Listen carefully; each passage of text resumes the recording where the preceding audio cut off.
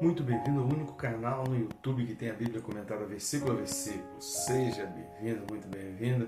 Que Deus te abençoe. Tenho certeza que esse vídeo e outros vídeos desse canal serão bênçãos na tua vida. Então vamos lá? Nesse vídeo falaremos a respeito do seguinte: o que importa para entrar no céu? Vamos pensar sobre isso? Então não sai daí, fica comigo até o final. Vamos juntos?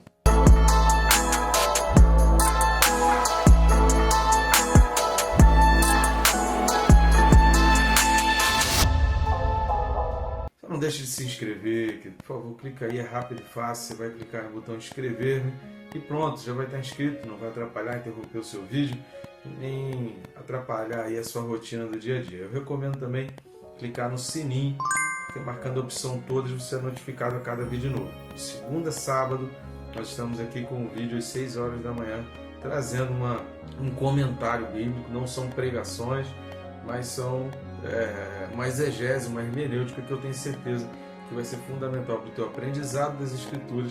Se você é um estudante da palavra, se você está preparando uma mensagem para o sermão, eu tenho certeza que esses vídeos serão tremendamente úteis na hora de você preparar o teu sermão. Tá certo? Vamos lá, o tema desse vídeo, Hebreus capítulo 10, e os versículos são 21 e 22. Hebreus 10, 21 e 22 diz assim: E tendo grandes sacerdotes sobre a casa de Deus, aproximemo-nos com sincero coração, em plena certeza de fé, tendo o coração purificado de má consciência e lavado o corpo com água pura.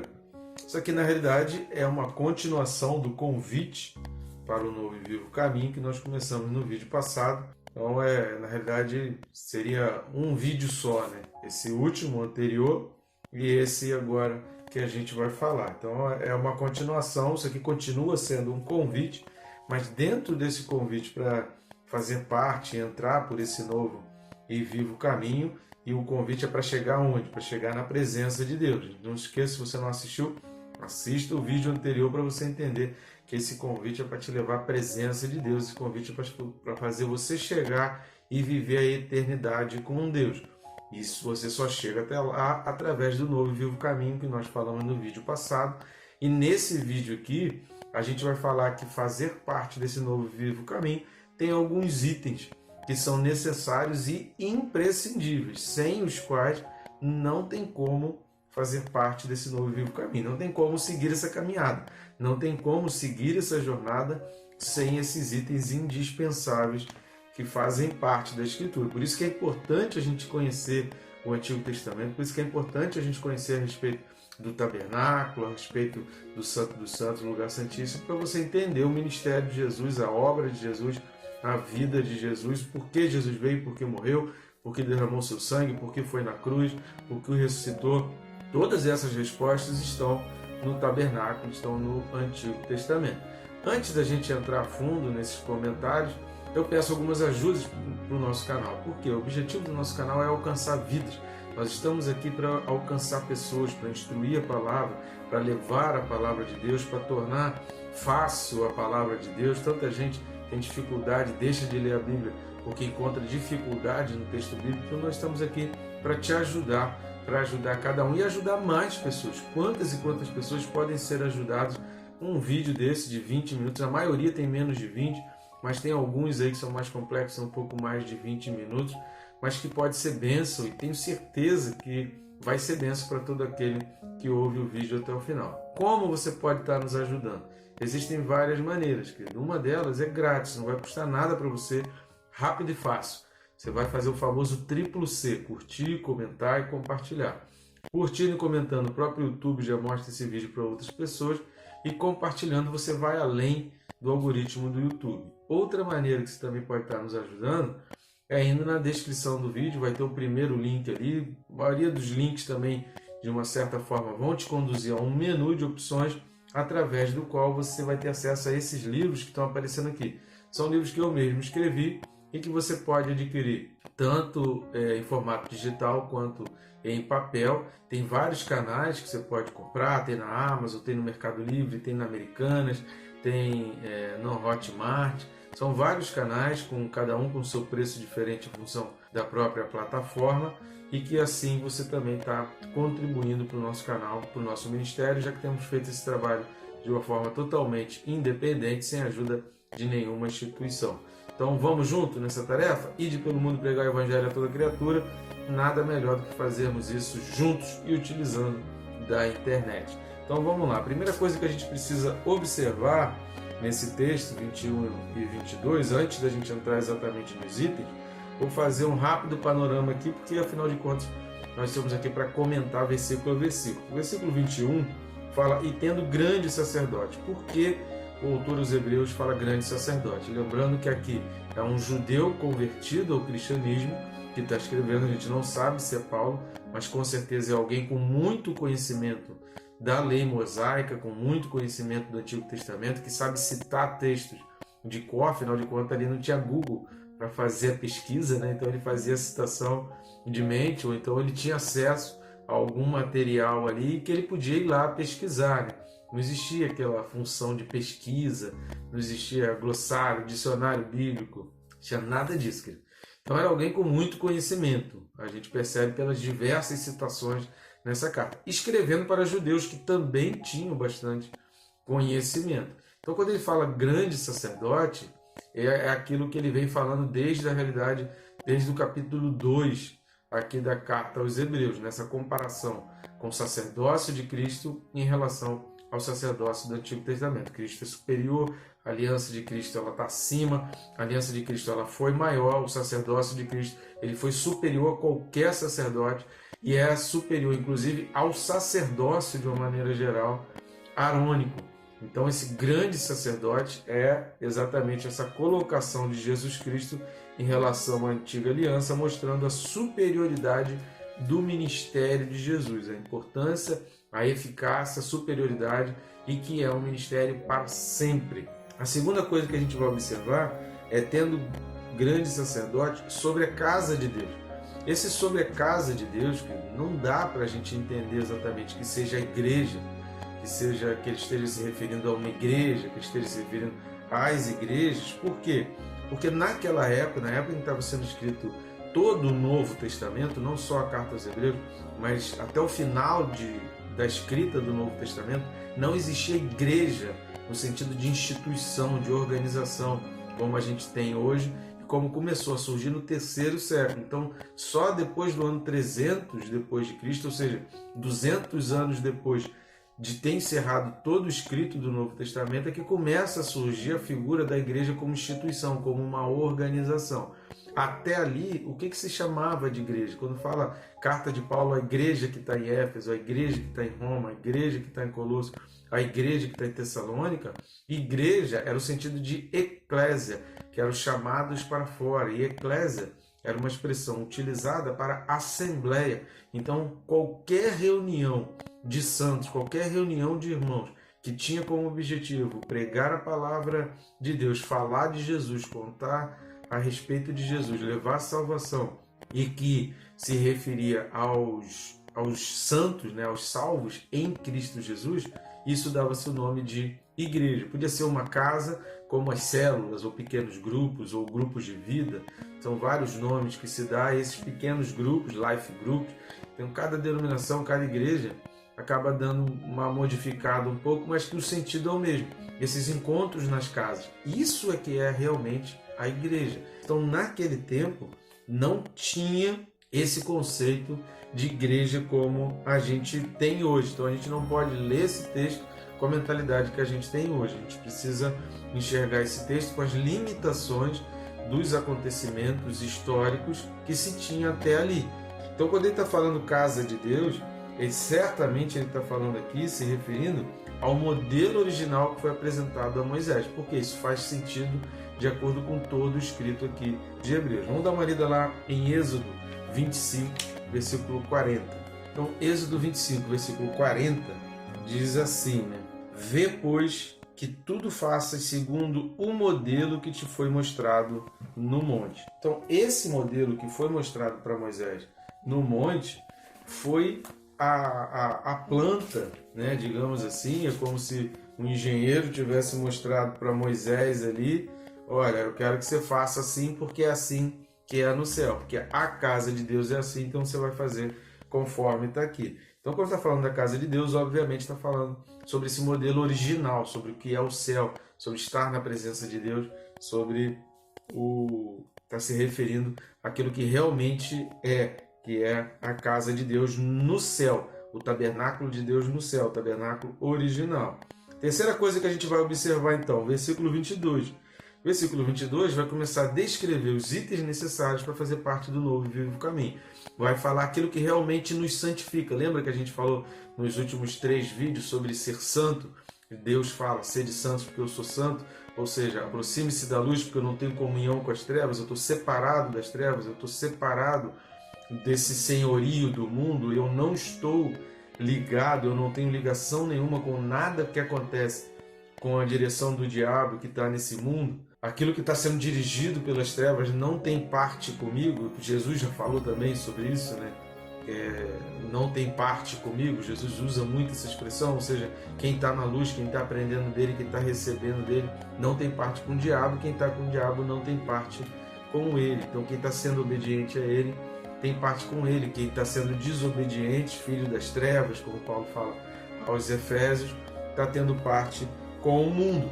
Então essa noção de separação que faz parte, na realidade, de toda a Bíblia, que o Deus tem um povo santo, que Deus tem um povo que se aproxime dele. Agora, quais são as características? O que vai realmente dizer se a gente está sendo santificado? O que vai realmente mostrar que a gente está entrando por esse novo e vivo caminho? Quais são as credenciais?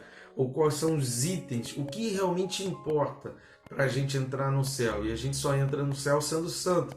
A gente vai falar sobre isso mais lá para frente aqui na carta aos Hebreus. Sem a santificação, ninguém vai ver Deus, no sentido de comunhão, de intimidade, de estar presente, de estar na casa de Deus, de entrar pelo novo e vivo caminho. Então, quais são esses itens para entrar no céu, para entrar na casa de Deus? O primeiro, querido, talvez você esteja pensando que o primeiro item é o sincero coração. Não, o primeiro é o aproximemo-nos. Por quê? Esse aproximemo-nos é o convite efetivo.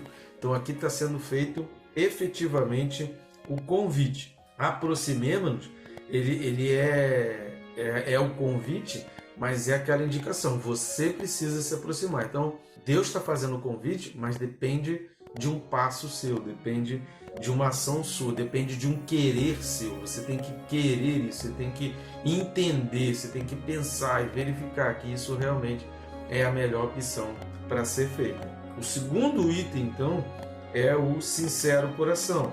Só acontece que desse sincero coração quando ponderamos e tomamos a decisão de forma racional.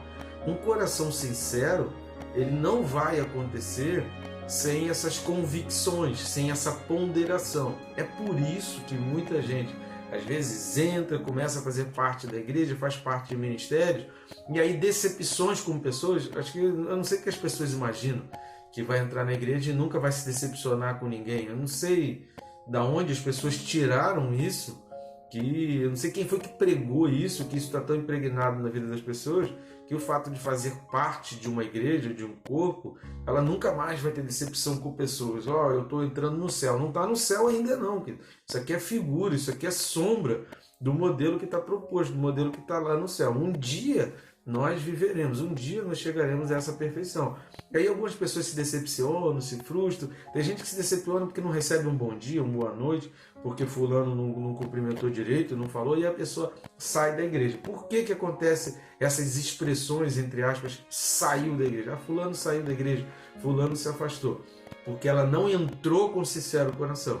E para entrar com sincero coração, precisa ouvir a palavra, você precisa meditar naquilo dali, e aquilo precisa compor a tua decisão. É a palavra de Deus que compõe a tua decisão. Então é uma decisão racional. Você tem que chegar a essa decisão porque você ponderou e você verificou. O mundo eu não quero. Eu posso até me afastar de determinadas pessoas, mas para o mundo eu não volto. Vamos dar uma lida lá em Romanos 10, dos 5 ao 21. Querido, a gente vai ler bastante texto. Em alguns textos a gente vai ler vários versículos para que a gente tenha um entendimento e você consiga compreender como são imprescindíveis esses itens. Então vamos lá para Romanos capítulo 10, dos 5 ao 21. Romanos 10, dos 5 ao 21 fala assim: Ora, Moisés escreveu que o homem que praticar a justiça decorrente da lei viverá por ela. Mas a justiça decorrente da fé assim diz: não perguntes em teu coração quem subirá ao céu, isto é, para trazer do alto a Cristo, ou quem descerá ao abismo, isto é, para levantar Cristo dentre os mortos. Porém que se diz: a palavra está perto de ti, na tua boca e no teu coração. Então Paulo está falando aqui de coerência, isto é, a palavra da fé que pregamos. Tem que haver coerência entre o que você decidiu e o que você está fazendo. Se com a tua boca confessares Jesus como Senhor e em teu coração creres que Deus o ressuscitou dentre os mortos, serás salvo. Porque com o coração se crê para a justiça e com a boca se confessa a respeito da salvação. Porquanto a Escritura diz: todo aquele que nele crê não será confundido. Pois não há distinção entre judeu e grego, uma vez que o mesmo é o Senhor de todos, rico para com todos os que o invocam. Porque todo aquele que invocar o nome do Senhor será salvo. Como, porém, invocarão aquele em quem não creram? E como crerão naquele de quem nada ouviram? E como ouvirão, se não há quem pregue? E como pregarão, se não forem enviados? Como está escrito: quão formosos são os pés dos que anunciam coisas boas. Mas nem todos obedeceram, reparem na palavra obedeceram, ao Evangelho. Pois Isaías diz: Senhor, quem acreditou na nossa pregação? E assim, a fé vem pela pregação, e a pregação pela palavra de Cristo. Mas pergunto, porventura não ouviram? Sim, por certo. Por toda a terra se fez ouvir a sua voz e as suas palavras até os confins do mundo. Pergunto mais, porventura não terá chegado isso ao conhecimento de Israel? Moisés já dizia: eu vos porei em ciúmes com um povo que não é nação, com gente insensata, e vos provocarei a ira. Isaías a mais se atreve e diz: fui achado pelos que não me procuravam, revelei-me aos que não perguntavam por mim. Quanto a Israel, porém, diz: todo dia estendi as mãos a um povo rebelde e contradizente. Contradizente já fala tudo. A tua vida tem que ser coerente, tua decisão por Cristo tem que ser coerente. Então, a tua vida está mudando de senhoria. A gente vem falando sobre isso praticamente nos últimos 5 ou 6 vídeos aí. A tua vida tem que mudar de mão. Você tem que sair das mãos do diabo. Você tem que mudar a direção da concupiscência da tua vida, da inclinação dos teus olhos, da inclinação da tua carne para seguir a Jesus Cristo. Então, isso tem que ser feito de uma forma condizente. Não pode ser contradizente, tem que ser consciente, você tem que ouvir a palavra e essa palavra tem que penetrar no teu coração. E Deus faz chegar àqueles que com o coração se aproximam. Então o sincero coração não é algo que acontece do dia para a noite, porque uma pessoa que se desvia da palavra, ela não tem como ter chegado à palavra com sincero coração. Quem chegou com sincero coração, ele pode mudar de cidade, ele pode mudar de país, ele pode mudar do coletivo ali de igreja, mas voltar para o mundo nunca, porque ele entrou ali com sincero coração, ele ponderou, ele pesou, ele raciocinou, ele ouviu a palavra, ele meditou sobre a palavra e ele entendeu que o mundo não é o lugar dele. Então você pode se afastar de pessoas, você pode sair de uma cidade, você pode mudar de denominação de uma igreja, você pode mudar de um país, você pode fazer a mudança que você quiser, nunca voltar para o mundo. Quem chegou a Deus com sincero coração não volta jamais ao vômito. Terceira coisa, certeza de fé. A gente já falou sobre isso e a gente vai falar sobre isso também no capítulo 11, então não vou dedicar muito tempo a isso aqui.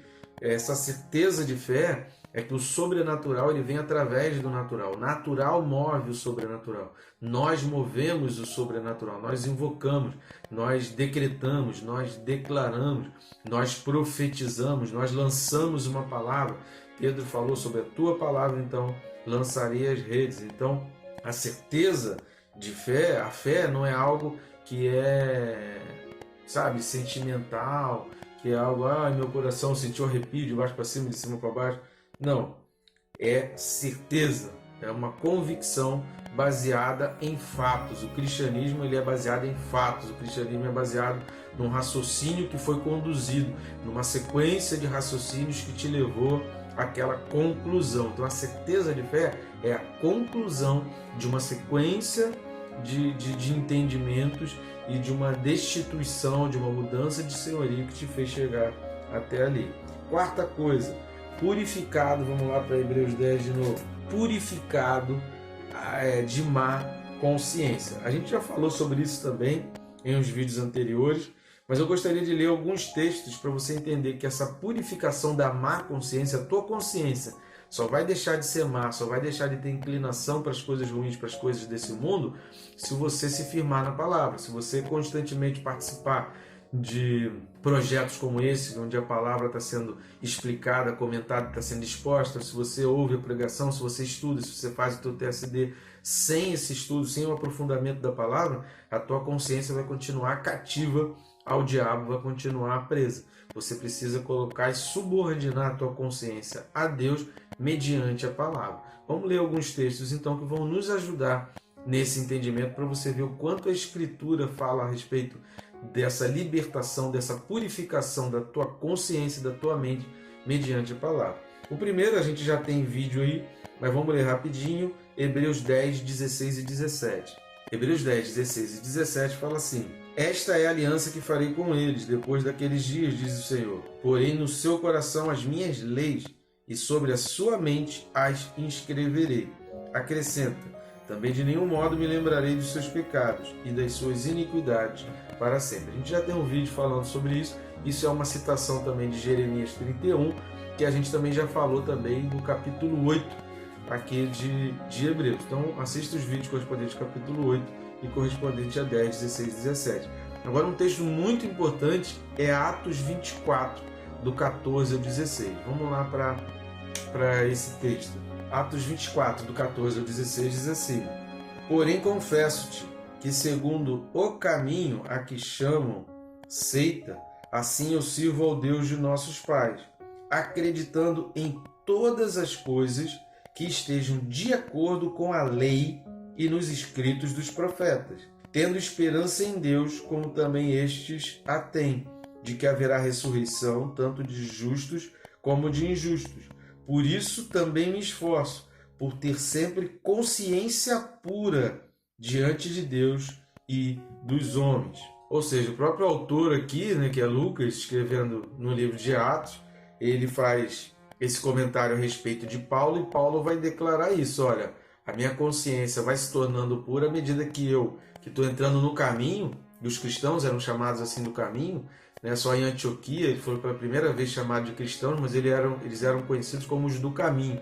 Então o caminho era a pregação de Cristo. E ele está falando aqui, olha, eu tenho essa convicção e eu acredito em todas as coisas que a fé cristã está de acordo com a lei e os escritos dos profetas. Se eu não olho para a lei, se eu não olho para os profetas, eu nunca vou chegar à conclusão da obra de Deus, do ministério de Jesus Cristo, da vida e obra de Jesus Cristo e qual a importância da obra de Jesus Cristo para mim. Eu preciso conhecer a lei, eu preciso conhecer os profetas, eu preciso conhecer as Escrituras. Sem buscar nas Escrituras, tua consciência nunca vai ficar liberta de pecados e sair dessa tendência de buscar o pecado. Outro texto também escrito de Paulo é a primeira carta de Paulo a Timóteo 1, versículos de 3 a 7. 1 Timóteo 1, de 3 a 7 fala assim: quando eu estava de viagem rumo da Macedônia, te roguei permanecesses ainda em Éfeso, para admoestares a certas pessoas, a fim de que não ensinem outra doutrina. Então repare que a ênfase aqui é o ensino da doutrina. Nem se ocupe com fábulas e genealogias sem fim, que antes promovem discussões do que o serviço de Deus ligado à doutrina de Deus, na fé. Ora, o intuito da presente admoestação visa ao amor. Então se chega ao amor através da doutrina, da lei, das escrituras, que procede de quê? De um coração puro e de consciência boa e de fé sem hipocrisia. Desviando-se algumas pessoas destas coisas, penderam-se em loquacidade frívola, que são discussões inúteis, pretendendo passar por mestres da lei, não compreendendo, todavia, nem o que dizem, nem os assuntos sobre os quais fazem ousadas asseverações, que é seus discursos, suas pregações. Ou seja, consciência pura, a vida está ligada ao aprendizado da palavra. Então, se você se fortalece, se você se firma e volta para as Escrituras e aprende as Escrituras, você fortalece a tua fé. E uma fé fortalecida traz um coração sincero, traz uma aproximação de Deus e jamais você vai voltar para o mundo. E por fim, né? A gente falou aqui de purificado o coração. Por fim, lavado. E é muito interessante, a gente já falou sobre isso, dessa questão de lavar do corpo em água pura, mas vamos ler alguns textos que explicam por si só. A gente já falou Êxodo 30, do 11 ao 21, esse texto aqui específico eu não vou ler, vou pedir a você que leia Êxodo 30, do 11 ao 21, para você ver a importância da purificação através da água. Os sacerdotes, eles precisavam entrar na presença de Deus, eles precisavam se lavar, precisavam ser purificados para entrar na presença de Deus. Então em Êxodo 30 tem essa importância da purificação. Mas vamos ler Êxodo 29, de 1 a 9. Êxodo 29, de 1 a 9 fala assim: Isto é o que lhe farás para os consagrar, repare nas palavras consagrar, a fim de que me oficiem como sacerdote. Toma um novilho e dois carneiros sem defeito, e pães asmos e bolos asmos amassados com azeite, e obreias asmas untadas com azeite, de flor de farinha de trigo as farás. E os porás num cesto, e no cesto os trarás. Trarás também o novilho e os dois carneiros. Então farás que Arão e seus filhos se cheguem à porta da tenda da congregação, e os lavarás com água.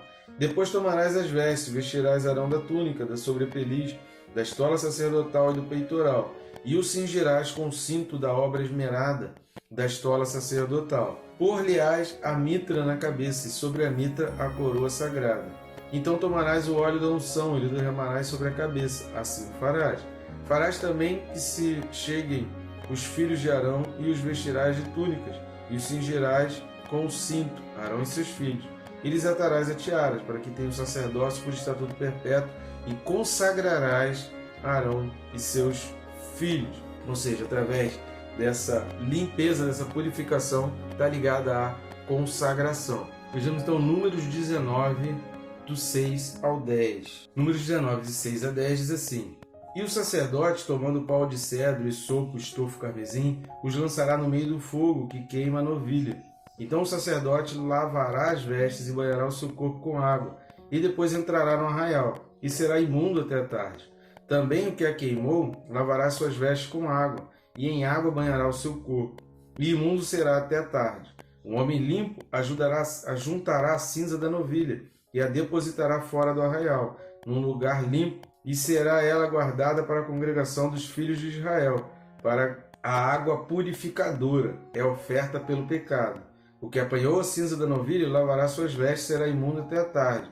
Isso será por estatuto perpétuo aos filhos de Israel, e ao estrangeiro que habita no meio deles.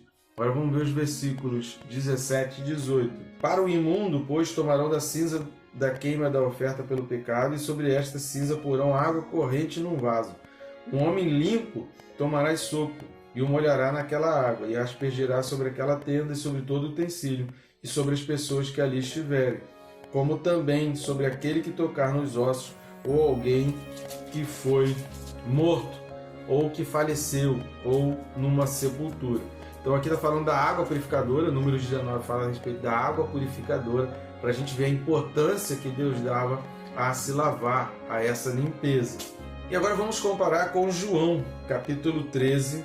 Vamos lá para João, capítulo 13, ler primeiro dos versículos de 5 a 11. João 13, dos 5 a 11, fala assim: Depois deitou água na bacia e passou a lavar os pés aos discípulos e a enxugar-lhes com a toalha com que estava cingido. Aproximou-se, pois, de Simão Pedro, e este lhe disse: Senhor, tu me lavas os pés? Respondeu Jesus: O que eu faço não sabes agora, compreendê-lo-á depois. Disse-lhe Pedro: Nunca me lavarás os pés. Respondeu-lhe Jesus: Se eu não te lavar, não tens parte comigo. Então Pedro lhe pediu: Senhor, não somente os pés, mas também as mãos e a cabeça. Declarou-lhe Jesus: Quem já se banhou não necessita de lavar senão os pés, quanto ao mais está todo limpo. Ora, vós estáis limpos, mas não todos, pois ele sabia quem era o traidor. Foi por isso que disse: Nem todos estáis limpos. E agora vamos ver os versículos 15 e 16. Porque eu vos dei o exemplo, para que, como eu fiz, façais vós também. Em verdade vos digo que o servo não é maior do que o seu senhor, nem o enviado maior do que aquele que o enviou. Então a limpeza, quando Pedro fala, então me lava só os pés, me lava também as mãos e a cabeça, Pedro tinha em mente a água purificadora de Números 19. Pedro tinha em mente o serviço sacerdotal. Pedro era conhecedor do serviço do templo, das escrituras, do Antigo Testamento e do serviço dos sacerdotes. Aí Pedro fala, então não me lava só os pés, me lava as mãos e a cabeça. Porque no entendimento de Pedro era como aquela bacia. Pedro já ligou imediatamente, quando Jesus falou, Pedro ligou aquela limpeza da água purificadora, lá de Êxodo 29 e 30 e de Números capítulo 19. Pedro fez essa associação, só que Jesus estava falando que o ato dele era um simbolismo espiritual, que a gente precisava ter essa mente da má consciência purificada, que a gente precisava ser lavado. E essa limpeza vem através do serviço. E aí Jesus está falando, assim como eu fiz, façais vós também. Ou seja, quando nós nos tornamos servos, quando nós somos obedientes, quando nós cumprimos as ordens de Deus, quando nós cumprimos a ordenança de ir pelo mundo pregar o evangelho a toda criatura, nós estamos sendo servos e assim nós estamos cumprindo a palavra de Deus. E dessa maneira a gente está lavando o nosso corpo e lavando também o corpo dos outros. E a gente está lavando também outras pessoas no sentido espiritual, preparando-as para entrar na casa de Deus. Sem esses itens, querido, não tem como entrar na casa de Deus. São as credenciais fundamentais para a gente viver a eternidade com Deus. Que Deus te abençoe, querido, rica e abundantemente.